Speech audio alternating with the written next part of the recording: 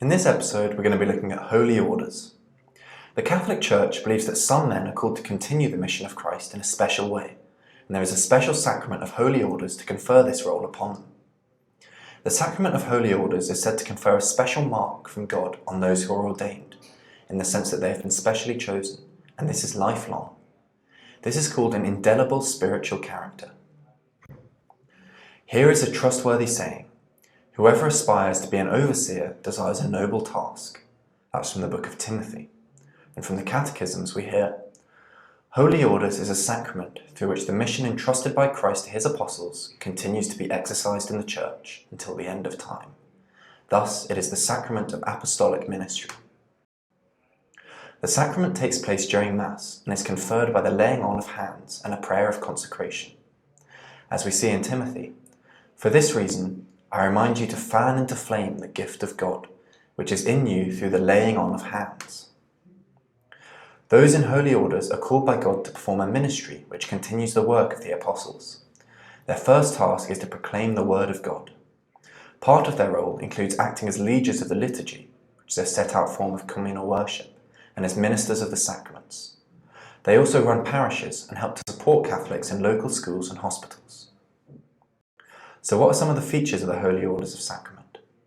They're conferred by the laying on of hands, it takes place during Mass, and they're conferred by a prayer of consecration. And what's the first task of those in holy orders? That's to proclaim the word of God. So there are 3 degrees of holy orders which are conferred on bishops, priests, and deacons. Deacons are ordained to assist bishops and priests in their ministry.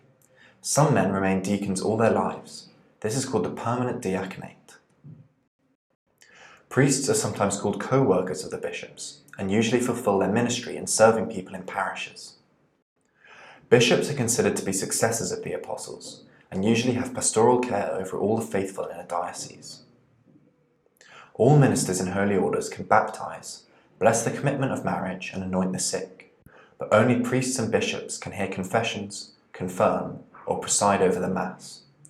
And only bishops can ordain others to be deacons, priests, or bishops. So what can only priests and bishops do?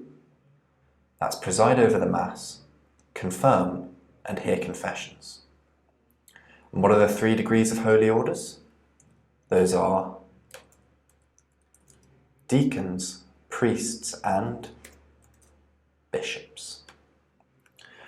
In many other Christian churches, they allow men and women to be deacons, priests, and bishops, and they have no commitment to celibacy. Some call for the ordination of women, but many Catholics argue that the rule that only men can be priests is something that can never change. In modern times, there is a shortage of men coming forward to be ordained, and because of this, some people have called for the rule about celibacy to be lifted completely. Recently, some married priests who have converted from some other Christian denominations have been allowed to be ordained. Many permanent deacons are married men, and their ministry can be part-time alongside their role as husbands and fathers. So what rules does the Catholic Church have about holy orders? In most cases, priests must be celibate, and that only men can receive holy orders. And some people call for the ordination of women, but many Catholics argue that the rule that only men can be priests is something that can never change. Now let's try and finish some of these quotes about holy orders. Here is a trustworthy saying: whoever aspires to be an overseer desires a noble task. And holy orders is a sacrament through which the mission entrusted by Christ to his apostles continues to be exercised in the church until the end of time. Thus, it is the sacrament of apostolic ministry. And for this reason, I remind you to fan into flame the gift of God, which is in you through the laying on of hands. And can we remember which ones are priests, bishops, and deacons? So which ones are ordained to assist bishops and priests in their ministry? That's deacons. And which ones are sometimes called co-workers of bishops and usually fulfill their ministry in serving people in parishes? That's priests. And let's try and fill in those quotes about holy orders one more time. So we have: here is a trustworthy saying, whoever aspires to be an overseer desires a noble task.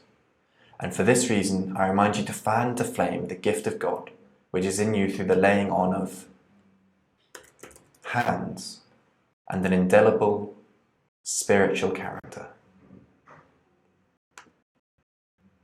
And in the Catholic Church, only men can receive holy orders, and most Catholic priests are celibate. That's all you need to know about holy orders.